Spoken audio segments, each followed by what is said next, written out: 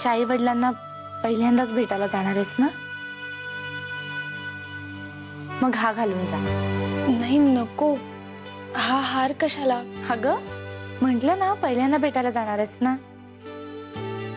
हे बघ मला माहितीये तुझे बाबा इतक्यातच,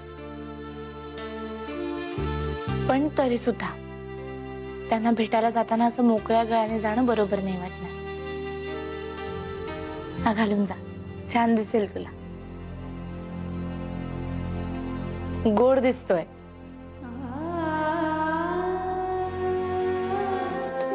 एक पांढरा पक्षी आला होता स्वप्नात. इथे ग असाच खिडकीत येऊन बसला. माझ्याचकडे टक लावून पाहत होता. त्याला जणू बोलायचं होतं ग माझ्याशी काहीतरी, म्हणून मी उठून गेले त्याच्याजवळ तर उडून गेला. तो निरोप घेऊन आला होता माझ्यासाठी. माझा इथला मुक्काम संपलाय हे सांगायला. ए ताई, असं काहीतरी बोलू नकोस ग. लहान मुलासारखं काय बडबडतेस? अगं या वयात अशी स्वप्न पडतातच, म्हणून ते लक्षात ठेवून त्यांच्यावर विचार करायचा असतो. आई बाबांना तर तू पसंत पडलीस. ते तर विचारत होते की अनुजाच्या घरच्यांना कधी बोलवायचं लग्नाची बोलणी करायला. नाही, मी आवडले हे ठीक आहे मोहित, पण आता पुढे काय करायचं आपण? काय होईल आता पुढे? अजून सध्या तरी पुढे आपल्याला काहीच करता येणार नाही.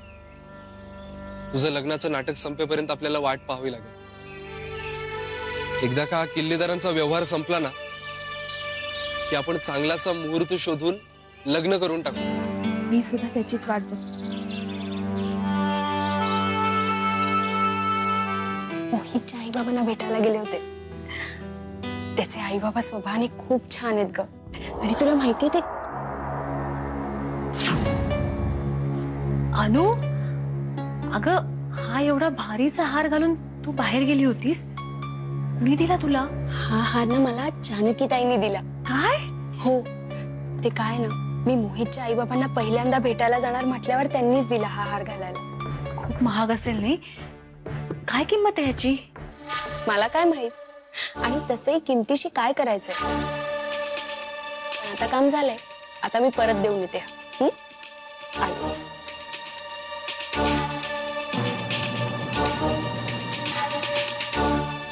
मोहितच्या आई बाबांना तू आवडली? बरं मला सांग पुढे काय ठरवलंय? अगं म्हणजे लग्नाची बोलणी कधी करणार आहात, काही ठरलंय का? नाही, अजून असं काहीच ठरलं नाहीये. पण त्याच्या आई बाबांना मी आवडले म्हटल्यावर पुढची बोलणी होतीलच. आणि खरं सांगायचं तर मी आणि मोहितनीच अजून ठरवलं नाही लग्न कधी करायचं ते. लवकर करा, माझी खात्री आहे. जानकी सारखी माग पुढे करत असते. अनुजा तू अमुक खाणार का? अनुजा तुला तमुक हवाय का? एवढंच करत असते दिवसभर. म्हणजे तुझी इच्छा आहे की नवीन नवरी आणि ओरिजिनल नवरी यांच्यामध्ये झिंजा उपटा उपटिंग व्हायला पाहिजे. मग नाही तर काय? तुझा भाऊ आहे ना अजून जित्ता. अरे यात आपण माहिर आहे एकदम. अस्मिता, या घरात तुला काही प्रॉब्लेम असेल, मदत हवी असेल, माहिती हवी असेल तर मला सांग ना, मी तुला सगळी माहिती देईन. थँक्यू. आणि हो, जानकीने अनुजाला जो हार दिलाय तो 2.5 लाखाचा आहे बरं का.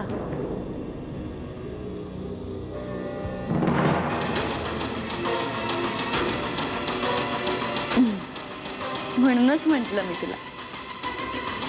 तुला जी माहिती हवी आहे ती योग्य माणसाला विचार, म्हणजे तुला सगळी माहिती मिळेल.